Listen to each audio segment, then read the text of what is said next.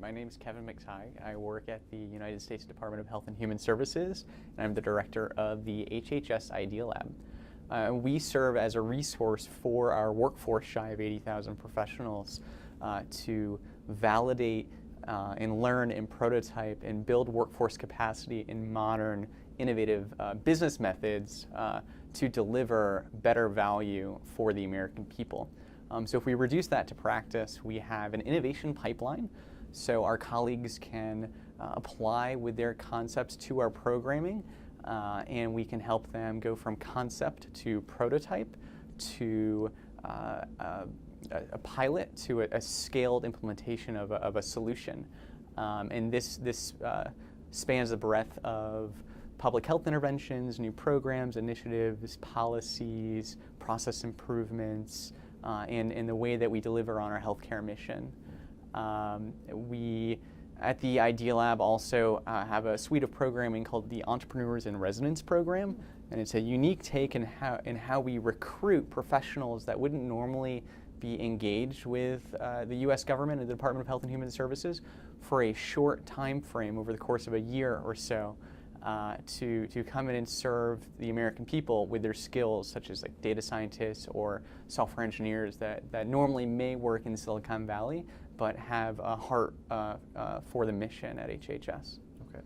So part of the Idea Lab is the outreach, like you were telling, the entrepreneurs in residence. Can you talk a little bit about the road tour that you guys are doing right now? Yeah, so we just created and we successfully launched the HHS Startup Day initiative. And so we launched that in February 5th in Washington, D.C.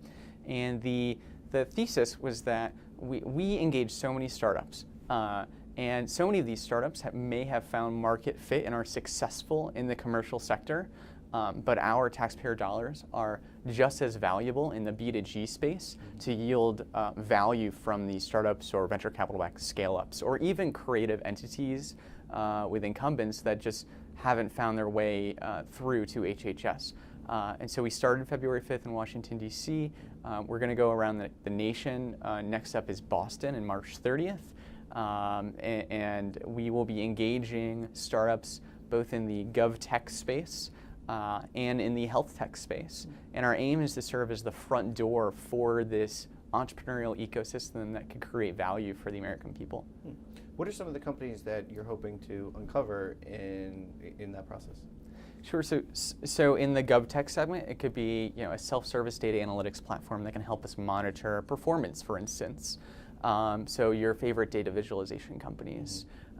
In the health tech or connected health space, it could be a company that would love to learn more about how they're affected by FDA regulatory processes, or how Medicare considers new product determination, or how the Office of National Coordinator for Health IT develops standards, or how they can learn about SBIR funding from the CDC or the National Institutes of Health. Okay. What are any myths or challenges that you come across when trying to reach out to some of these technology companies and convince them to work with the government versus maybe staying in the commercial space? Great question. So I think the unique opportunity that they see when they want to engage us is to deliver on the mission. And we are poised at the Idea Lab to surface up problems that we wouldn't normally be engaged with those startup companies. So I think their greatest challenges with us is engaging the current process as is, and just being unfamiliar with the black box of government. And so our hope is to again be that front door to engage that ecosystem moving forward.